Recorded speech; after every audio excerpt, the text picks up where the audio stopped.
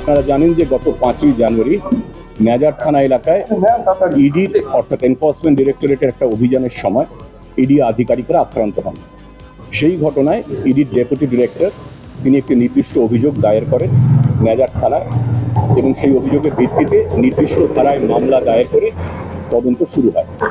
কিন্তু তদন্ত শুরু হওয়ার কিছুদিনের মধ্যেই ইডির তরফে মাননীয় উচ্চ আদালতে সেই তদন্তের উপর একটা স্থগিতাদেশ চাওয়া হয় এবং সেই আর্জি মাননীয় উচ্চ আদালত মঞ্জুর করেন, তদন্তে স্থগিতাদেশ দেওয়া হয়। সুতরাং ওই মামলায় তদন্ত করা এবং পরবর্তী গ্রেফতার সহ অন্যান্য যে আইনি পদক্ষেপ হয় সেইটা নেওয়ার ক্ষেত্রে আমাদের আইনি বাধা ছিল। এরপর যেটা হয় ঘটনাক্রম, গত 7, 8, 9 ফেব্রুয়ারি আপনারা জানেন সন্দেশখালীতে কিছু বিচ্ছিন্ন অবাঞ্ছিত ঘটনা ঘটে।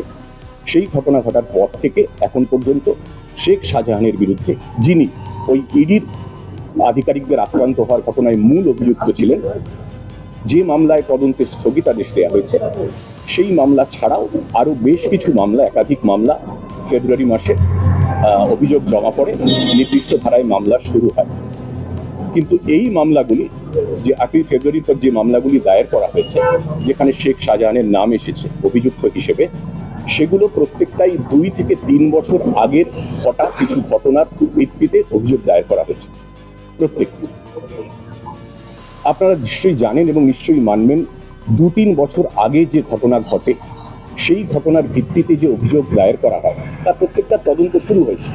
কিন্তু 2-3 বছর আগে যে মামলা যে মামলার ভিত্তি, তাতে তদন্ত করতে, তথ্য প্রমাণ সংগ্রহ করতে অনেকটা সময় লাগে। কিন্তু যে মামলার সম্প্রতি হয়েছিল, যেটার কথা শুরুতে বলেছি 5ই জানুয়ারির কথা, যেখানে আমরা তথ্য প্রমাণ সংগ্রহ করতে পারতাম এবং পরবর্তী পদক্ষেপ করতে পারতাম, সেটাই আমাদের ক্ষেত্রে তদন্তে স্থগিতাদেশ ছিল, তাই জন্য গ্রেফতার করা যায়নি।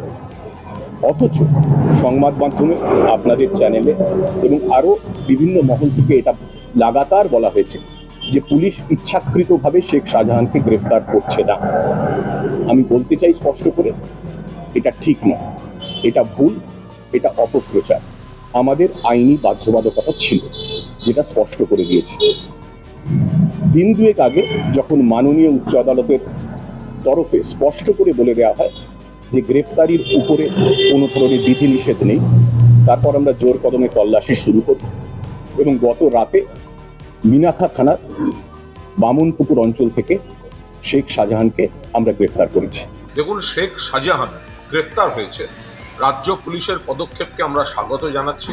আমাদের সর্বভারতীয় সাধারণ সম্পাদক অভিষেক বন্দ্যোপাধ্যায় তিনি দৃষ্টি আকর্ষণ করে বলেছিলেন, আদালত, মহামান্য হাইকোর্টের রায়ের একটি অংশের জন্যই পুলিশের হাত পা বাঁধা হয়ে গেছে, পুলিশ এ সংক্রান্ত মামলায় কোনো পদক্ষেপ নিতে পারছে না। অভিষেক বিষয়টি সামনে আনার পর আদালত সেই বিধিনিষেধ সেটা প্রত্যাহার করেন এবং পুলিশকে কাজ করার ছাড়পত্র দেন।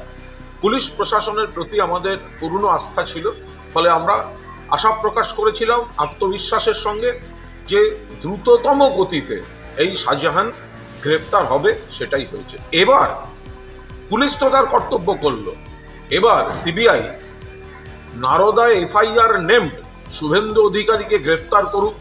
অ্যালকেমিস্ট নিয়ে ইডি তদন্তে নেমেছে, অ্যালকেমিস্টের ব্র্যান্ড অ্যাম্বাসাডার মিঠুন চক্রবর্তীকে গ্রেফতার করুক। মহিলা কুস্তিগির সাক্ষীদের উপর অসভ্যতা করে শ্লীলতাহানি করেছে বিজেপির সাংসদ ব্রিজভূষণ, তাকে গ্রেফতার করুক। রাজ্য পুলিশ দেখিয়েছে, কথা রেখেছে। মুখ্যমন্ত্রীর নেতৃত্বে, অভিষেক বন্দ্যোপাধ্যায়ের সেনাপতিত্বে সরকার এবং দল চলছে। এবার কর্তব্যটা সিবিআই ইডি কি করে সেটা দেখারও আমরা অপেক্ষায় আছি। State police has no other option left rather than to arrest Sheikh Shahjahan, as court already given the verdict that CBI and ED can arrest Sheikh Shahjahan for the interest of the public.